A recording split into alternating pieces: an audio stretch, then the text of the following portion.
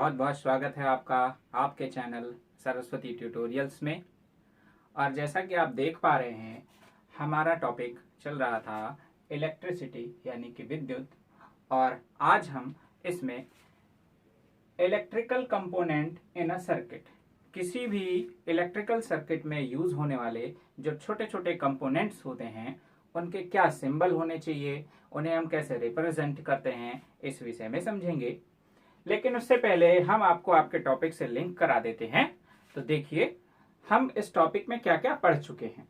हम इस टॉपिक में पढ़ चुके हैं सबसे पहला charge Q is equal to NA, ये इसका हमारा फॉर्मूला था। हम पढ़ चुके हैं current I is equal to Q upon T, rate of flow of charge, आवेश प्रवाह की दर। हम पढ़ चुके हैं पोटेंशियल डिफरेंस की एक चार्ज को एक लोकेशन से दूसरे लोकेशन तक ले जाने में जो हमें वर्किंग करनी पड़ती है, अगर हम उस चार्ज को यूनिट कर दें तो हमें कितना वर्किंग करना पड़ेगा, ये हमारा पोटेंशियल डिफरेंस है। और अभी जो भी हम चार्ज ले जाएंगे वो हम एक कंडक्टर के अंदर ले जाएंगे, एक कंडक्टर के एक एंड से दूसरे एंड तक ले जाएंगे। जैसे सपोज करिए कि ये एक कंडक्टर है, ये इसका एक एंड है और ये उसका दूसरा एंड है।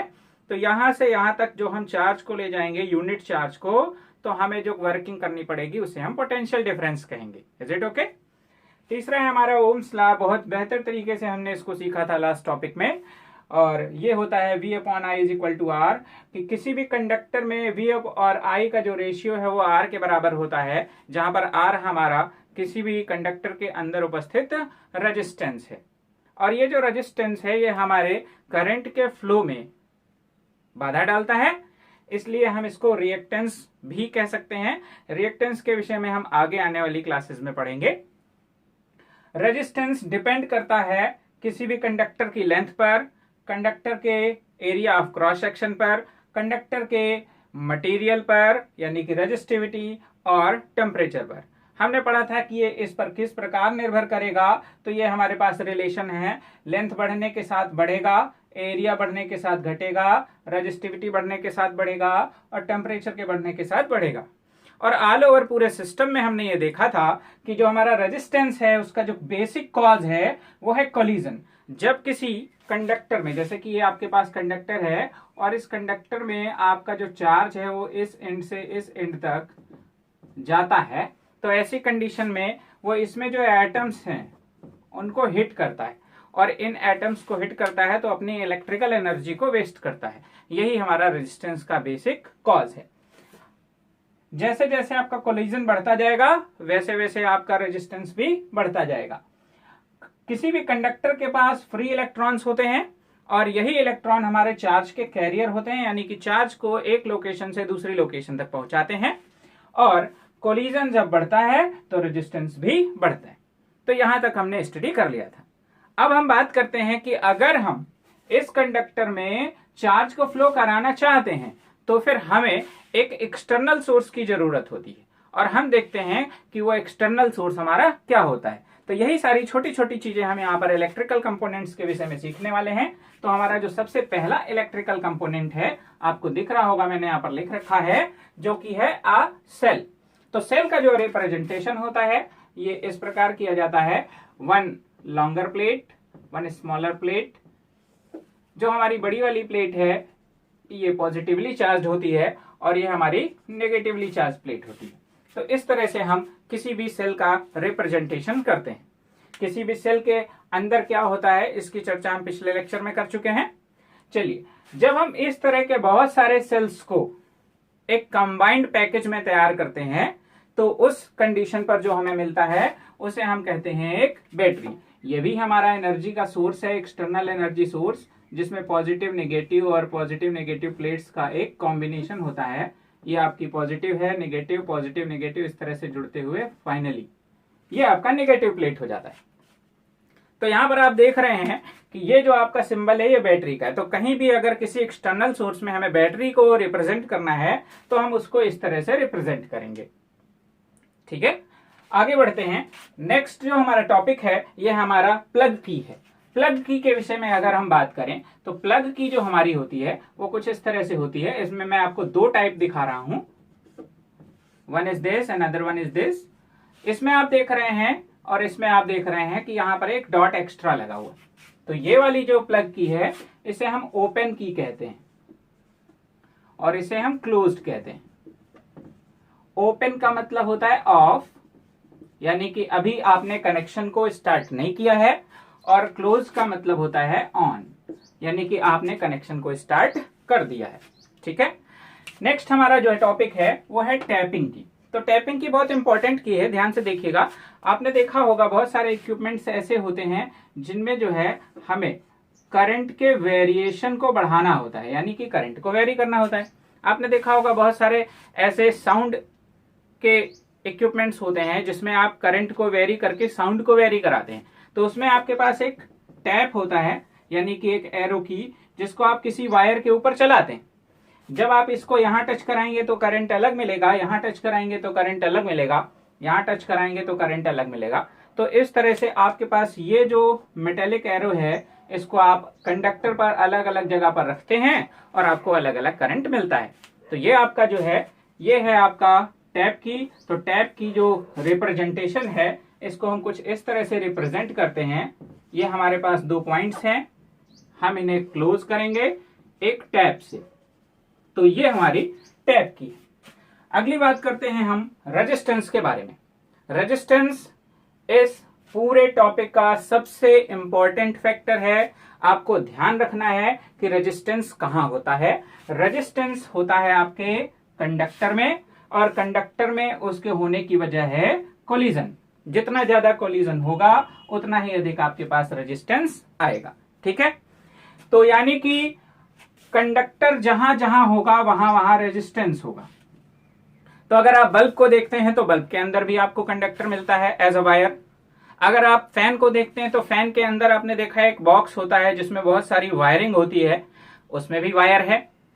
तो जहां जहां वायर है वहां वहां रेजिस्टेंस है। तो लोकली हम इस तरह से इसको समझ सकते हैं, जहां तार है वहां आर है, और ऐसा कोई तार नहीं जिसका कोई आर नहीं। तो आपको इस बात को ध्यान रखना है, जहां तार है वहीं आर है। Is it okay? तो ये जो रेजिस्टेंस का रिप्रेजेंटेशन है इसमें हमने आपको यहाँ पर 2 चीजें दिखाई हुई दी हैं। यहाँ पर एक फिक्स्ड दिख रहा है और यहाँ पर दूसरा आपको वेरिएबल दिख रहा है। यानी कि रेजिस्टेंस की वैल्यू फिक्स भी हो सकती है और वेरी भी कराई जा सकती है। तो देखिए, जैसे अगर आपको इस तरह से नोटिफिकेशन मिलता है, नोटेशन मिलता है, तो आप इसे कहेंगे फिक्स्ड रेजिस्टेंस। और अगर आपको इस तरह से नोटेशन मिलता है तो आप इसे कहेंगे वेरिएबल रेजिस्टेंस। वेरिएबल रेजिस्टेंस का एक और भी तरीका होता है जिसको हम इस तरह से भी शो कर सकते हैं। एक ये टैप की है, जैसा कि हम यहाँ पर देख पा रहे हैं ओम्स लॉ में, कि अगर हम करंट को चेंज करेंगे तो रेजिस्टेंस चेंज होगा, या रेजिस्टेंस को चेंज करेंगे तो करंट में चेंजेस आ सकते हैं। Is it okay? तो यहां पर हम देख रहे हैं कि हम इस टैप की को अगर यहां पर लगाएंगे तो रेजिस्टेंस इतना यूज करेंगे। अगर इसको यहां पर लगाते हैं, देखिए यहां पर, यानी कि यहां से हमने इसको रिमूव कर दिया है, तो हमारा ये वाला रेजिस्टेंस जो है ये बेकार हो चुका है। अब हमारा इतना रेजिस्टेंस यूज में है। तो इस तरह से हम करंट को चेंज करने के लिए रेजिस्टेंस को वेरी करा सकते हैं। तो इस तरह से भी हम वेरिएबल रेजिस्टेंस को रिप्रेजेंट कर सकते हैं। तो ये है हमारा वेरिएबल रेजिस्टेंस का रिप्रेजेंटेशन। इसको रियोस्टेट भी कहते हैं। ध्यान रखिएगा, धारा परिवर्तक। अगला जो हमारा टॉपिक है वो है एमीटर। तो सबसे पहले जानते हैं ये एमीटर क्या होता है। किसी भी सर्किट में करंट की वैल्यू को मेजर करने के लिए जिस मीटर का हम यूज करते हैं उसे हम एमीटर कहते हैं। तो किसी भी सर्किट में अगर हमें करंट को मेजर करना है तो हम किसका यूज करेंगे? एमीटर का। तो एमीटर का जो रिप्रेजेंटेशन है वो कुछ इस तरह से होता है, capital A, one and is positive and other one is negative. एक सिरा आपका धनात्मक होगा और एक सिरा ऋणात्मक होगा। बात करते हैं अपने अगले इलेक्ट्रिकल कंपोनेंट के बारे में, जो कि है वोल्ट मीटर। तो वोल्ट मीटर बहुत इंपॉर्टेंट कड़ी है। किसी भी कंडक्टर में जब एक चार्ज एक लोकेशन से दूसरे लोकेशन जाता है तो वहां पर एक पोटेंशियल डिफरेंस क्रिएट होता है। उस पोटेंशियल डिफरेंस को मेजर करने के लिए हम इस वोल्ट मीटर का यूज करते हैं। और वोल्ट मीटर जो है इसका रिप्रेजेंटेशन सिमिलरली ऐसा ही होता है, बस यहां पर हम एक कैपिटल वी को यूज करते हैं। One and is positive and other one is negative. Finally next topic हमारा आता है कनेक्टिंग वायर।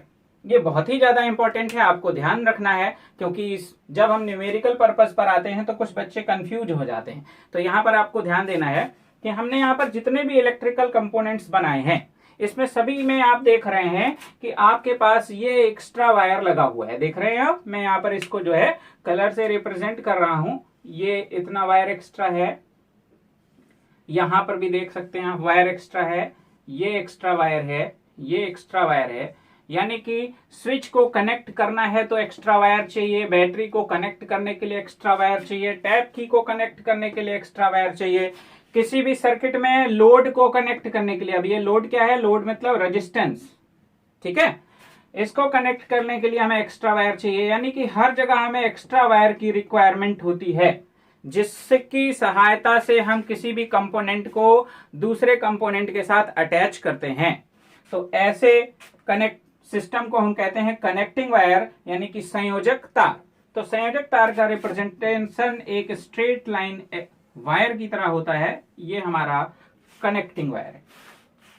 अगली बात करते हैं यहां पर स्विच के बारे में। स्विच एक बहुत इंपॉर्टेंट चीज है। स्विच में हम यहां पर दो सिस्टम देख रहे हैं, ध्यान से देखिएगा आप लोग। एक इस तरह से और दूसरा कुछ इस तरह से है,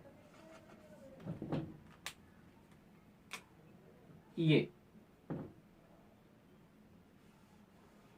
तो आप देख रहे हैं कि यहां पर ये की उठी हुई है, ये इससे अटैच नहीं है, तो ये ऑफ स्विच है। और यहां पर ये दोनों अटैच हैं, सर्किट पूरा हो सकता है, चार्ज हमारा एक ओर से दूसरी ओर जा सकता है, इसलिए हमारा ऑन स्विच है। ठीक है, तो ये हमारे हैं इलेक्ट्रिकल कंपोनेंट। अब अगला आता है हमारा बल्ब। तो देखते हैं बल्ब का रिप्रेजेंटेशन कैसे करते हैं। बल्ब के रिप्रेजेंटेशन के लिए ये हम एक ब्लैक मार्क लगाते हैं, इसमें हम एक फिलामेंट लगाते हैं और इसको एक ग्लास कवर से कवर कर देते हैं। तो ये हमारा बल्ब का रिप्रेजेंटेशन है। तो इस तरह से हमने अ सेल, अ बैटरी, प्लग की, टैपिंग की, resistance, ammeter, volt meter, connecting wire, switch and bulb, बहुत सारे इलेक्ट्रिकल कंपोनेंट्स के बारे में सीखा और ये इनके बेसिक रिप्रेजेंटेशन है। तो आप सभी लोग इन चीजों को ध्यान रखेंगे कि अगर कहीं भी हमारे सर्किट में इस तरह की चीजें आती हैं तो हम उनका रिप्रेजेंटेशन कैसे करेंगे और इन्हें किस प्रकार समझेंगे। ठीक है, चलिए बढ़ते हैं हम अपने अगले टॉपिक की ओर। इसी टॉपिक में कि हम इन इलेक्ट्रिकल कंपोनेंट का यूज एक सर्किट में कैसे करेंगे, और किसी सर्किट में अगर हमें वोल्ट मीटर नापना है, हमें करंट देखना है, तो हम उसके करंट के मेजर के लिए वोल्ट मीटर को कैसे कनेक्ट करेंगे, एमीटर को कैसे कनेक्ट करेंगे। चलिए देखते हैं आगे। तो आइए देखते हैं हम यहाँ पर कि हम किसी भी इलेक्ट्रिकल सर्किट को कैसे मेंटेन करते हैं।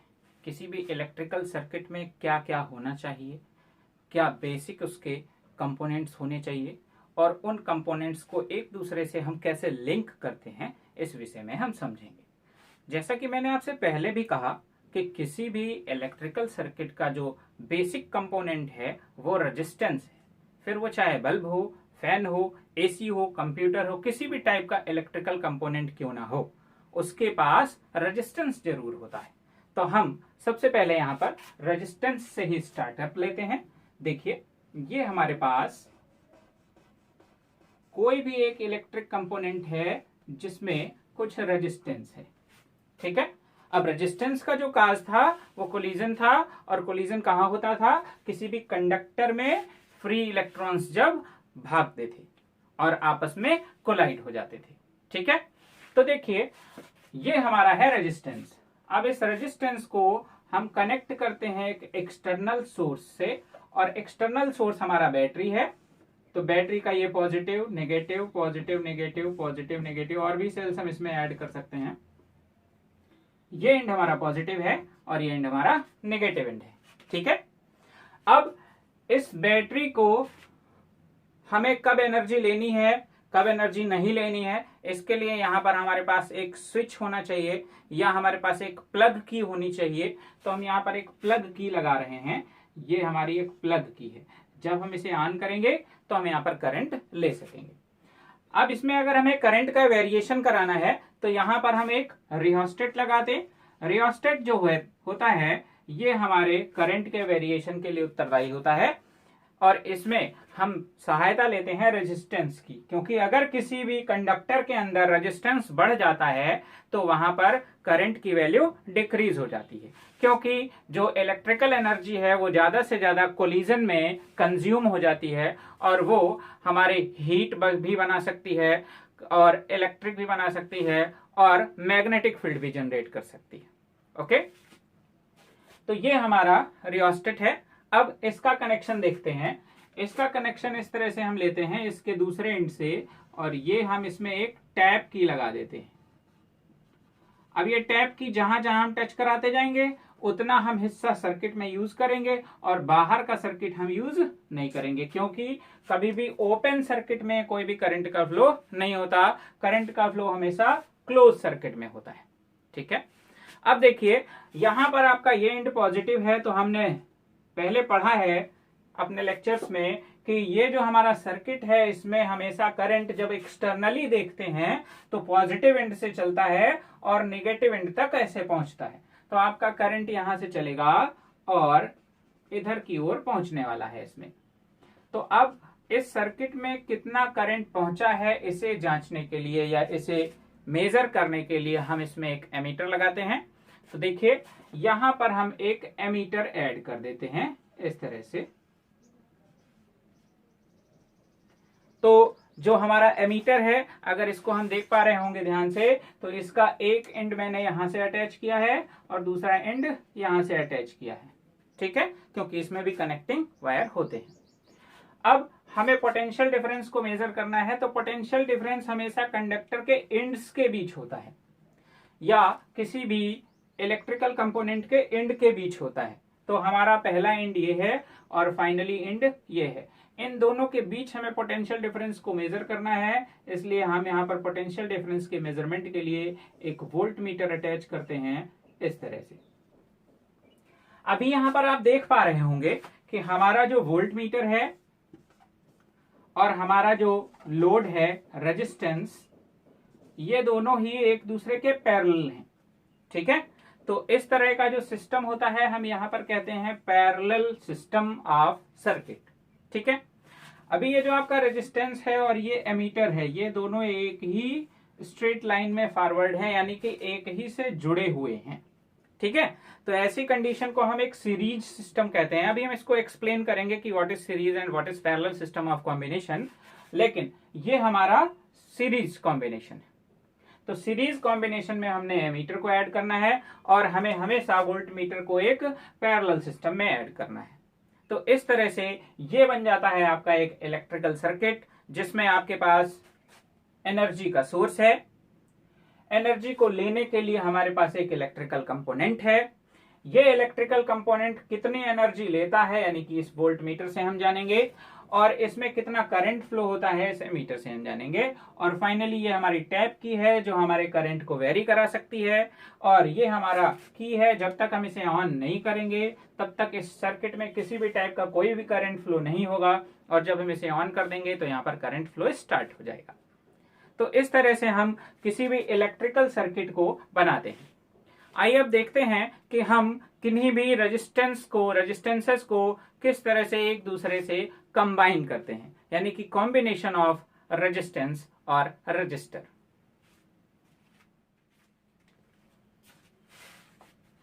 तो देखिए कॉम्बिनेशन ऑफ रजिस्टर्स, रजिस्टर का मीनिंग यहां पर प्रतिरोधक से है, यानी कि जिस भी इलेक्ट्रिकल कंपोनेंट का आप यूज करने वाले हैं उसमें जिसके पास रेजिस्टेंस होता है उन सभी को हम रजिस्टर्स कहते हैं। जिसके पास रेजिस्टेंस होता है उन सभी को हम रजिस्टर्स कहते हैं, यानी कि प्रतिरोधक कहते हैं। एक बार हिंदी में इसको एक्सप्लेन कर दूं, ऐसा हर वो इलेक्ट्रिकल कंपोनेंट जिसके पास प्रतिरोध होता है उसे हम प्रतिरोधक कहते हैं। अगर हम सिर्फ वायर को यूज कर रहे होंगे तो हम उसे रजिस्टर वायर कहेंगे, अगर हम किसी अदर कंपोनेंट को यूज कर रहे होंगे तो हम उसे रजिस्टर कंपोनेंट कहेंगे। ठीक है, तो देखिए कि किस तरह से हम इन्हें आपस में कंबाइन कर सकते हैं, एक दूसरे से जोड़ सकते हैं। तो देखिए यहां पर हमने 3 रजिस्टर्स ले रखे हैं, one is this, another one is this and last one is this. ये पहला रजिस्टर है, इसका रेजिस्टेंस R1, इसका रेजिस्टेंस R2 और इसका रेजिस्टेंस R3 है। क्योंकि हम यहाँ पर देख पा रहे हैं कि इनके तीनों के रेजिस्टेंसेज अलग अलग हैं, तो आप ये समझ सकते हैं कि इनके पास कुछ अलग अलग विशेषताएं होंगी। तो रेजिस्टेंस का जो डिपेंडेंसी है वो होता है length, area of cross section, resistivity and temperature. तो देखिए, हमने जो पहला रजिस्टर लिया, मान लीजिए कि वो इस प्रकार की लेंथ का है और उसका ये क्रॉस सेक्शनल एरिया है। दूसरा जो हमारा रजिस्टर है उसका लेंथ इतना है और इसका क्रॉस सेक्शनल एरिया ये है। तीसरा जो रजिस्टर है हमारा, उसका क्रॉस सेक्शन इतना है और ये इसकी लेंथ है। तो और हो सकता है कि सबके मटेरियल भी अलग अलग हो, तो ऐसी कंडीशन में तीनों के रेजिस्टेंसेस अलग अलग हो जाते हैं। अब हमें इन्हें एक दूसरे से कंबाइन करना है और ये भी समझना है कि कॉम्बिनेशन में कौन सी चीजें, कौन से हमारे पास फिजिकल क्वांटिटीज कांस्टेंट रहती हैं और कौन सी फिजिकल क्वांटिटीज में वेरिएशन आता है। तो सबसे पहले हम देखते हैं पहला कॉम्बिनेशन, जिसको हम कहते हैं सीरीज कॉम्बिनेशन।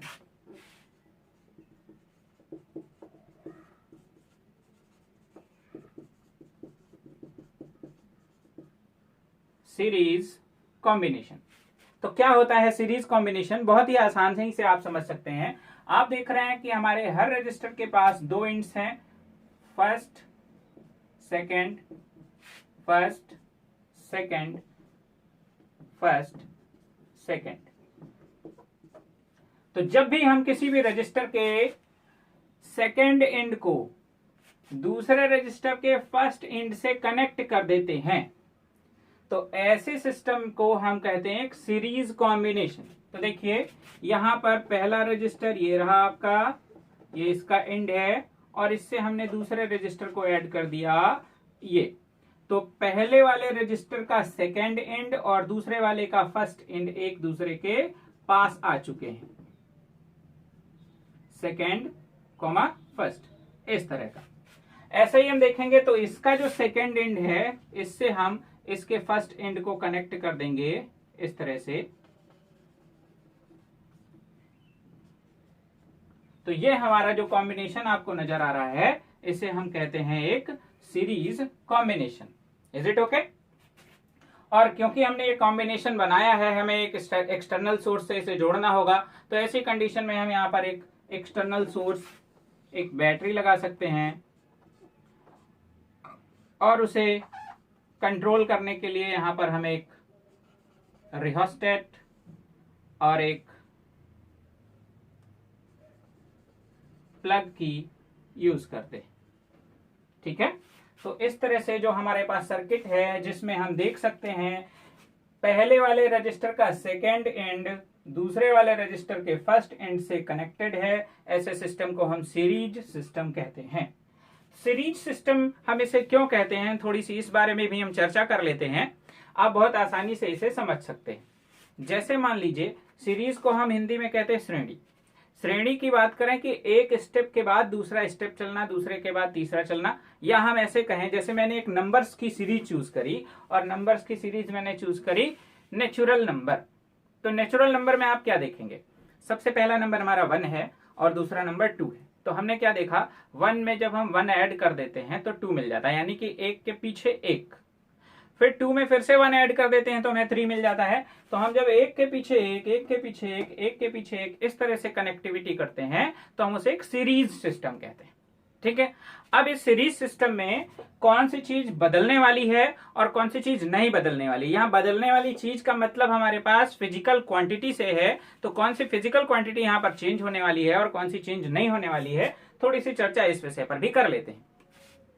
तो देखिए, यहां पर हम देख पा रहे हैं, मान लीजिए कि आपने इनको आपस में कनेक्ट करा लिया इस तरह से, और ये हमारा एक सीरीज सिस्टम बन गया। आप यहां पर भी देख सकते हैं, ये सेकेंड एंड है और ये फर्स्ट एंड है, सेकेंड एंड है और ये फर्स्ट एंड है, ये फर्स्ट है और फाइनली ये सेकेंड है। और हम अगर इसे एक एक्सटर्नल सोर्स से जोड़ते हैं, जो कि हमारी बैटरी हो सकती है, तो ऐसी कंडीशन में ये पॉजिटिव एंड है, ये नेगेटिव एंड है, करंट यहां से यहां फ्लो होता है। अब करंट किसी भी कंडक्टर में जो फ्लो होता है वो किस रूप में होता है? फ्री इलेक्ट्रॉन्स के रूप में होता है, यानी कि यहां पर फ्री इलेक्ट्रॉन्स इधर से इधर जाएंगे, करंट होगा प्लस से माइनस और इलेक्ट्रॉन जाएंगे माइनस से प्लस, इस तरह से। तो देखिए यहां पर जब हमने सोर्स को ये निगेटिव चार्ज दिया, निगेटिव इंड दिया, तो निगेटिव इस निगेटिव को रिपेल करेगा। अब यहां पर इसने एक फोर्स दे दिया, यहां पर जब इसने एक फोर्स दे दिया, मान लीजिए कि यहां पर इसने 100 इलेक्ट्रॉन्स को फोर्स दिया, एक साथ 100 इलेक्ट्रॉन्स को फोर्स देते, तो 100 इलेक्ट्रॉन्स जब यहां पर फोर्स पाएंगे तो ऐसी कंडीशन में इस एंड से बाहर और इस एंड के अंदर भी केवल 100 इलेक्ट्रॉन्स ही जाएंगे, क्योंकि यहां से ट्रेवलिंग स्टार्ट की है 100 इलेक्ट्रॉन्स ने। ओके, अब देखिए यहां से 100 यहां पहुंच गए, अब यहां से 100 जो निकलेंगे वो यहां से पास होंगे और इसमें इन हो जाएंगे। ऐसी कंडीशन में यहां भी 100 इलेक्ट्रॉन्स ही आ रहे हैं। नो डाउट कि यहां पर बहुत सारे इलेक्ट्रॉन हैं, लेकिन हमने जो एनर्जी दी है वो केवल और केवल 100 इलेक्ट्रॉन्स को मिल रही है, तो 100 इलेक्ट्रॉन्स ही यहां से यहां ट्रेवल कर सकते हैं। कहीं पर रेजिस्टेंस अगर हाई है या लो है तो ऐसी कंडीशन में सिर्फ बात ये बन सकती है कि वहां पर करंट तेज होगा और करंट धीमा होगा, यानी कि इलेक्ट्रॉन्स का फ्लो तेज हो रहा होगा और इलेक्ट्रॉन्स का फ्लो धीमा हो रहा होगा। लेकिन यहां पर से 100 इलेक्ट्रॉन्स ही यहां से यहां तक आ सकते हैं। और हम देख रहे हैं कि जो हमारा चार्ज है वो इलेक्ट्रॉन्स पर डिपेंड करता है और करंट चार्ज पर डिपेंड करता है। 100 इलेक्ट्रॉन्स को चार्ज बनाएंगे, वो हो जाएगा आपका Q, Q is equal to 100E, 100 मतलब नंबर ऑफ इलेक्ट्रॉन्स। ओके, तो 100E यहां पर आपको मिल रहा है, तो ये 100E अपॉन T। अब टाइमिंग की अगर बात करते हैं तो हम यहां से देखेंगे, यहां से यहां तक चक्कर लगाने में कुछ टाइम लगता होगा, और जितना टाइम पहले चक्कर में लगेगा उतना ही दूसरे में भी लगेगा, यानी कि चार्ज को इस लोकेशन से इस लोकेशन तक शिफ्ट करने में हमें बार बार कांस्टेंट टाइम मिलने वाला है।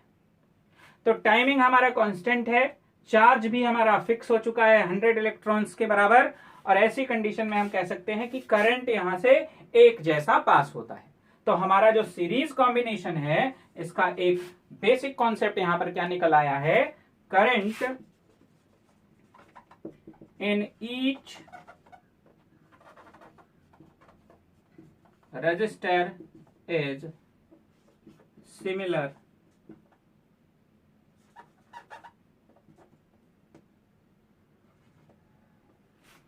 हर रेजिस्टर्स में एक ही जैसा करंट का फ्लो होता है। ठीक है, फिर बात करते हैं पोटेंशियल डिफरेंस की। तो जैसा कि मैंने आपको बताया था, पोटेंशियल डिफरेंस का मीनिंग है कि किसी भी चार्ज को एक लोकेशन से दूसरे लोकेशन तक ले जाने में जो हमें वर्क करना पड़ता है। अब क्योंकि यहाँ पर रेजिस्टेंसेस डिफरेंट हैं, तो लेंथ भी अलग हो सकती है, क्रॉस सेक्शनल एरिया भी अलग हो सकता है। ऐसी कंडीशन में यहाँ पर वर्क, यहाँ पर वर्क और यहाँ पर वर्क अलग अलग मिलेगा। जब हमें यहाँ पर वर्किंग अलग अलग मिलेगी, ऐसी कंडीशन में हम ये पाएंगे कि तीनों जो हमारे रजिस्टर्स हैं, जिसमें हम ये देख रहे हैं R1, R2, R3, इनमें चार्ज तो एक जैसा फ्लो हो रहा है, एक जैसा चार्ज फ्लो हो रहा है, करंट I है और करंट I है। लेकिन यहां पर रास्ते अलग अलग होने की वजह से लोकेशंस वेरी करने की वजह से जो पोटेंशियल डिफरेंस है वो अलग अलग होगा। तो ऐसी कंडीशन में R1 में, R2 में और R3 में तीनों में पोटेंशियल डिफरेंस अलग अलग होगा, V1, V2 और V3। ठीक है, और हमारी बैटरी के एंड्स के बीच पोटेंशियल डिफरेंस है V, यानी कि यहां से यहां के बीच है पोटेंशियल डिफरेंस V। तो ये हमारा जो V है ये पूरे सिस्टम का पोटेंशियल डिफरेंस, यानी पूरे सिस्टम में यूनिट चार्ज को फ्लो करने में वर्क करने का सिस्टम है। और जब हम यहां से एनर्जी देते हैं तो एनर्जी का कुछ पार्ट यहां, कुछ पार्ट यहां और कुछ पार्ट यहां जाता है। तो हम क्या देख रहे हैं कि इस सिस्टम में पोटेंशियल डिफरेंस यानी कि विभवांतर in each register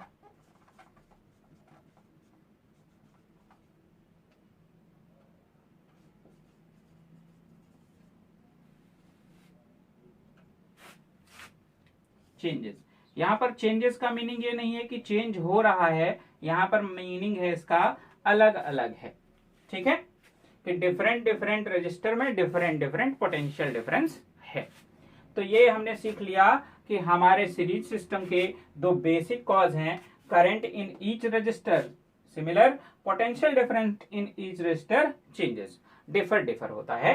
तो ये हम यहाँ पर सीख सकते हैं। और बाकी हम यहाँ पर ये भी देख सकते हैं कि यहाँ पर जो हम एनर्जी दे रहे हैं यानी कि V, ये एनर्जी का कुछ भाग यहाँ पर खर्च होता है, कुछ यहाँ खर्च होता है और कुछ यहाँ खर्च होता है। इसलिए हम कह सकते हैं कि V is equal to V1 plus V2 plus V3। तो हमारे सीरीज कॉम्बिनेशन का एक बेसिक फॉर्मूला हमें मिल जाता है कि इसमें किसी सोर्स से ली गई एनर्जी उसके कंपोनेंट में वेस्ट एनर्जी के सम के इक्वल होती है। ठीक है, तो ये है आपका सीरीज कॉम्बिनेशन। चलिए बढ़ते हैं अपने दूसरे कॉम्बिनेशन की ओर। तो हमारा जो दूसरा कॉम्बिनेशन है वो है पैरेलल कॉम्बिनेशन।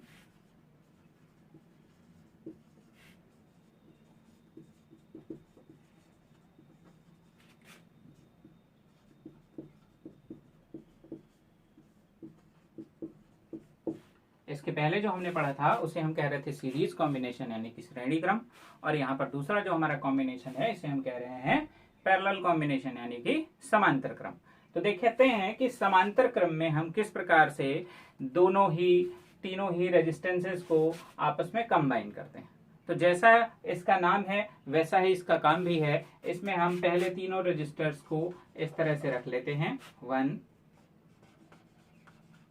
2 3। अब हम देख रहे हैं कि ये तीनों रजिस्टर्स के फर्स्ट एंड हैं और ये हमारे तीनों रजिस्टर्स के सेकेंड एंड हैं। तो जब हम हर रजिस्टर के फर्स्ट एंड को एक पास कलेक्ट करके कंबाइन कर देते हैं और दूसरे एंड को एक पास कलेक्ट करके कंबाइन कर देते हैं, तो इस तरह से जो हमें कॉम्बिनेशन मिलता है जिसमें हमारे पास रेजिस्टेंसेस हैं R1 R2 एंड R3, इस कॉम्बिनेशन को हम कहते हैं एक पैरेलल कॉम्बिनेशन। और इस पैरेलल कॉम्बिनेशन में हम देखेंगे कि हम इसे एक बैटरी से इस तरह से अटैच कर सकते हैं। जैसा कि मैंने पहले भी बताया, आप एक प्लग कुंजी, एक रिहोस्टेट यहाँ पर करंट के वेरिएशन के लगा भी सकते हैं, और नहीं लगाना चाहते हैं यानी कि आपको वेरी नहीं कराना है तो नहीं भी लगा सकते हैं। तो इस तरह से हम एक पैरेलल कॉम्बिनेशन को डिजाइन करते हैं। तो इस पैरेलल कॉम्बिनेशन में आप क्या देखते हैं, इस पैरेलल कॉम्बिनेशन में अगर इस पॉजिटिव एंड से करंट का फ्लो होता है यानी कि चार्जेस चलते हैं, तो जब वो चार्जेस इस जंक्शन पर पहुंचते हैं, जंक्शन का मतलब संधि होता है यानी कि जहां पर आपके 2 या 2 से अधिक वायर्स कंबाइंड हैं। ठीक है, सॉरी 3 या 3 से अधिक वायर्स कंबाइंड है। क्लियर? तो ऐसी कंडीशन में हम इसे जंक्शन कहते हैं। तो जैसे ही यहाँ पर चार्जेस पहुंचेंगे, मान लीजिए कि इधर से 100 चार्जेस चलकर यहाँ पहुंचते हैं, तो 100 चार्ज अगर यहाँ पहुंच रहे हैं तो अब इन्हें 3 रास्ते मिल जाते हैं। एक रास्ता ये है, एक ये है और एक ये है। जैसे मान लीजिए कि ये हमारा एक मोटा सा पाइप है और इससे हमने 3 पतले पाइप कनेक्ट कर रखे हैं। तो जब हम वाटर को फ्लो कराएंगे तो ऐसी कंडीशन में वाटर इन तीनों पाइप में अलग अलग मात्रा में जाएगा। जो पाइप सबसे ज्यादा मोटा है वहां पर ज्यादा मात्रा में जाएगा और जो पाइप सबसे पतला है वहां अलग मात्रा में जाएगा। ठीक है, तो हम यहाँ पर देखेंगे कि यहाँ पर हमारा जो करंट था, वाटर करंट जैसे हमने बनाया वैसे ही हम इलेक्ट्रॉनिक करंट भी बना सकते हैं, यानी कि इलेक्ट्रॉन्स के फ्लो होने से या चार्ज के फ्लो होने से। तो यहाँ पर जो करंट I आया है ये 3 पार्ट्स में डिवाइड हो जाता है, I1 I2 एंड I3। तो ये क्यों डिवाइड हो रहा है आपको समझ में आ रहा होगा। तो यहाँ पर हम देख रहे हैं कि हमारे पैरेलल कॉम्बिनेशन में करंट डिफर होता है in each resistor. Her register में हमारा जो करंट है वो अलग अलग होता है। और अब हम बात करते हैं पोटेंशियल डिफरेंस की। देखिए यहां से जो पोटेंशियल डिफरेंस आपने दिया, यहां पर जो हमारी बैटरी के एंड पोटेंशियल डिफरेंस है, हमने इन्हीं एंड्स को ले जाकर यहां पर कनेक्ट कर दिया है। यानी कि हमारे एंड्स जो है अपनी लोकेशन चेंज कर रहे हैं लेकिन एंड्स वही है।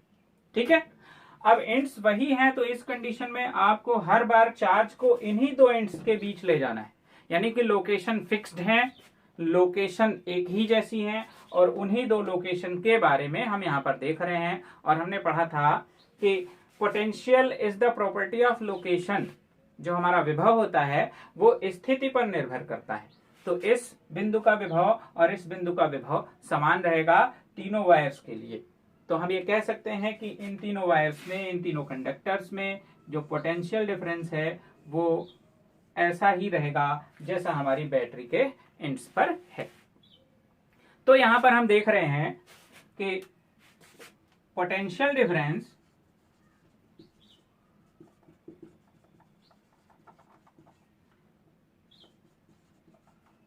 Same in each resistor. तो क्या डिफरेंस आया सीरीज सिस्टम से, कि सीरीज सिस्टम में करंट सेम होता था और यहां पर करंट डिफर हो रहा है। सीरीज सिस्टम में पोटेंशियल डिफरेंस चेंज होता था लोकेशन चेंजेस की वजह से, यहां पर लोकेशन चेंज ना होने की वजह से पोटेंशियल डिफरेंस जो है वो हर रजिस्टर में कैसा होता है, एक जैसा होता है। तो पोटेंशियल डिफरेंस सेम है और आपका करंट क्या है, डिफर। तो ये हमारा दूसरा कॉम्बिनेशन है जिसको हम कह रहे हैं यहां पर पैरेलल कॉम्बिनेशन। अगर इसी तरह से हम एक और कॉम्बिनेशन देखें तो ऑल ओवर हम देखेंगे कि हम इस सीरीज और पैरेलल को एक दूसरे के साथ भी कंबाइन कर सकते हैं, यानी कि हम ऐसे सिस्टम को कहेंगे मिक्स्ड सिस्टम या मिक्स्ड कॉम्बिनेशन। तो अगर हम मिक्स्ड कॉम्बिनेशन बनाना चाहते हैं तो कैसे बनाने वाले हैं, ध्यान से देखिएगा। हमने एक रजिस्टर लिया, पहला वाला इस तरह से, उसका ये फर्स्ट एंड है और ये सेकंड एंड है। हमने इस सेकंड एंड को यहाँ पर रख रखा है और ये हमारा दो रजिस्टर हैं, ये हमारा R2 है और ये हमारा R1 है। हमने R2 और R1 के दोनों एंड्स को एक पास कलेक्ट किया और इसके फर्स्ट एंड को एक दूसरे से कनेक्ट करके इसके सेकंड एंड से कनेक्ट कर दिया। इसके जो सेकंड एंड है यहाँ पर हमने इसको टेक किया और ये यहाँ पर एक पास इकट्ठे हैं। ये हमारे पास सेकंड एंड है, ये R2 है, ये R3।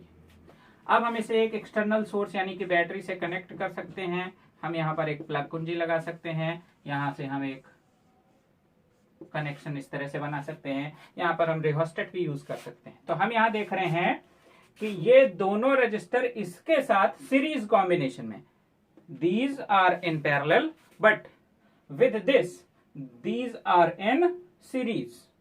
ओके, कि ये दोनों ही रजिस्टर्स खुद तो पैरेलल सिस्टम में है, लेकिन जब ये इसके साथ आते हैं तो ये दोनों ही रजिस्टर इसके साथ एक सीरीज कॉम्बिनेशन बनाते हैं। तो इस टाइप के कॉम्बिनेशन को हम मिक्स्ड कॉम्बिनेशन भी कहते हैं। तो ये है हमारा कॉम्बिनेशन ऑफ रजिस्टर और कॉम्बिनेशन ऑफ रजिस्टर्स की क्वालिटीज।